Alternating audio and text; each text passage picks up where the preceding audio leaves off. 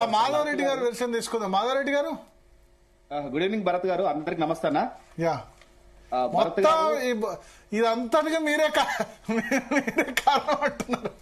Madhava Reddy case చేశాడు, Madhava Reddy case అయిపోతే అయిపోయేది, ఈ పార్టీకి ఎలక్షన్ అయిపోయేది. మొదలు ఎవరు ధైర్యం చేయలేదు. తర్వాత మాధవరెడ్డిని చూసి ఆ తర్వాత 30 మంది సపోర్ట్ గా పిటిషన్ వేశారు. మొదలు ఎవరు వస్తారా అంటే మొదలు ఇటువంటి కేసుల్లో బీసీలకు వ్యతిరేక అనిపించుకోవడానికి ఎవరు ముందుకు రారు. చాటు మాటలో చాలా మంది ఉంటారు.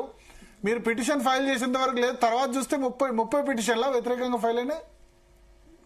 అంటే అందులో ఎక్కువ మంది వీళ్ళు బీసీ సంఘాల వాళ్ళు వేసారు, ఓసీ సంఘాల వాళ్ళు వేసి మొత్తం 7 మాత్రమే. భరత్ గారు ముఖ్యంగా ఏంటంటే బీసీలకు మేము వ్యతిరేకంగా అని స్పష్టంగా చెప్తా ఉన్నాం. నేను కాకపోతే ఇంకో ఆయన వేస్తాడు పిటిషన్.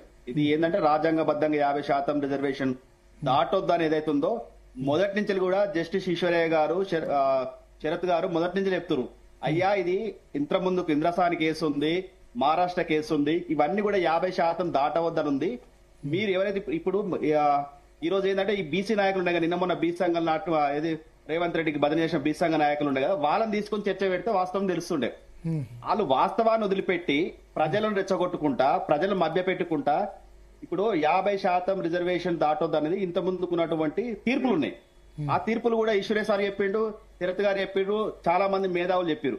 అయినా కూడా వాళ్ళు ఏం చేశారు, శరత్ అదేంటి మన తీర్పులను మర్చిపోయి రెడ్ల మీదనో లేకపోతే ముఖ్యమంత్రి గారు చెప్పారు కాబట్టి ఇంకో మిగతా పార్టీల మీదనో నెపం వేయడానికి ప్రయత్నం చేశారు. సరే ఇప్పుడు కూడా ఒక మాట చెప్తా ఉన్నా, ఈశ్వరయ్య గారు ఏమంటారంటే 9వ షెడ్యూల్లో పెడితే ఇది మంచిగా ఉంటది, 9వ షెడ్యూల్లో పెడితే రక్షణ ఉంటుంది అంటారు. వాస్తవంగా 9వ షెడ్యూల్లో కూడా వాళ్ళు రివ్యూ చేస్తామని చెప్పారు సార్. రివ్యూ చేస్తామని చెప్పారు కానీ రివ్యూ చేయలే కదా. 30 ఏళ్ళుగా కంటిన్యూ అవుతుంది తమిళనాడు రిజర్వేషన్. 33 years 92లోనే ఎప్పుడు అయింది, 33 సంవత్సరం 91 94 అనుకుంటా, 31 సంవత్సరాలు ఇంప్లిమెంట్ అవుతుంది. రివ్యూ చేసినాడు చూద్దాం. షెడ్యూల్ 9 కూడా పెట్టి ఇవ్వద్దు, బీసీలకు న్యాయం జరగొద్దు. మాధవరెడ్డి సీనన్న నువ్వు మాట్లాడితే ఎట్లుంటా అంటే స్పష్టంగా ఉండదు, దాన్ని ఎటువంటి తీసుకోపోయి కన్ఫ్యూజ్ చేస్తావు. ఎంబీసీల గురించి ఎందుకు మాట్లాడతా, గులాబీ షర్ట్ వేసుకొని రాగానే అర్థమైంది మాధవ్, నాకు అన్ని తెలుసు కదా. నాకు తెలుసు మీ వెనకాల ఉన్నది ఎవరో, చేపించేది ఎవరో, చేసేది ఎవరో అన్ని తెలుసు. కానీ షెడ్యూల్ 9 లో పెట్టి కూడా బీసీలకు ఇవ్వద్దు, నీ ఆవేదన లేదే, అవకాశం లేదని నేను మాట్లాడుతున్నా.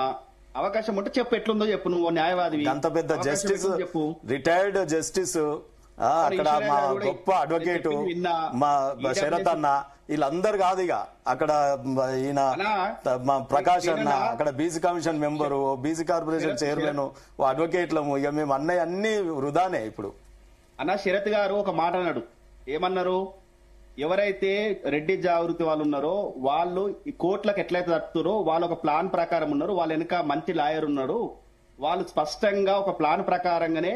అంటే మేము సుప్రీంకోర్టు పోయినప్పుడు ఓడిపోయినప్పుడు చాలా మంది అరే కేసు ఓడిపోయారు అన్నారు, కేసు తీసుకున్నప్పుడు. కానీ శరత్ కుమార్ ఏం చెప్పాడు, స్పష్టంగా వాళ్ళు ఏ ప్లాన్ ప్రకారం పోతారు, మా పీసీ నాయకులు మాత్రం ప్లాన్ లేకుండా పోతారు, ఆగమాగం అవుతారు, వాళ్ళకు అవగాహన లేకుంటున్నారని చెప్పారు. ఈ రోజు కూడా అదే చెప్తున్నా కదా, ఈ శరత్ కుమార్ గారిని అడగండి, చెప్తాడు కదా 9వ షెడ్యూల్ కూడా నేను నిలబడదని అంటున్నా, రివ్యూ చేస్తారని అంటున్నా, నాకు అవగాహన ప్రకారం మాట్లాడుతా ఉన్నా, చట్టం గురించి కొద్దిగా తెలుసు కాబట్టి అడుగుతున్నా. మీకు తెలుసు ఇక్కడ ఉన్న వాళ్ళంతా కూడా అడ్వకేట్లే. నేను ఇవాళ ప్యానల్ పెట్టింది అందరూ అడ్వకేట్లే. మీరు చూడండి ఇక్కడ ఉన్న వాళ్ళు, వి ప్రకాష్ గారు అడ్వకేట్, నాన్ అడ్వకేట్. అంటే ఇక్కడ ఒక్కోసారి మా క్లయింట్లు సంవత్సరాల తరబడి కోర్టు చుట్టూ తిరిగి రిజర్వేషన్ నిలబడయు, బీసీలకు రిజర్వేషన్ నిలబడదు, ఇట్లా అయితే కాదు, 9వ షెడ్యూల్లో పెడితేనే రక్షణ కలుగుతుంది అని చెప్పిన వాళ్ళే వీళ్ళందరూ కూడా ఏదైతే మిగతా బీసీ సంఘాలు చెప్తున్నప్పుడు వీళ్ళు చెప్పారు వాళ్ళకి, అరే ఇట్లా కాదయ్యా ప్రభుత్వం చెప్పింది కాదు, ఇట్లా 50% దాటి రిజర్వేషన్ ఇవ్వడానికి వీల్లేదని చెప్పిన వాళ్ళే వీళ్ళందరూ. అడగండి, ఈశ్వరయ్య గారు మాట్లాడారు, శరత్ గారు మాట్లాడారు, ప్రకాశ్ కూడా మాట్లాడాడు. భరత్ గారు చెప్పండి, అసలు బిల్లు రెఫరెన్స్ చేసినప్పుడే 9th షెడ్యూల్ లో పెట్టమని పంపలేదండి. అతను డాక్టర్ లక్ష్మణ్ ఫస్ట్ దాని మీద చెప్పినాడు, మీరు 13B కింద పంపలేదు, మీరు చాలా పొరపాటు చేసినారు అని. ఆ తర్వాత దెన్ వి రియలైజ్ అరే this people have not intended the bill to be placed in the 9th schedule, వీళ్ళు ఆ రకంగా ప్రొసీడ్ కాలేదని. అంటే fundamentally at the elementary stage itself, at the embryonic stage, the government has shown its colors that it is not interested in 9th schedule inclusion అనేది. Okay, ఒక్క నిమిషం మాధవరెడ్డి గారు.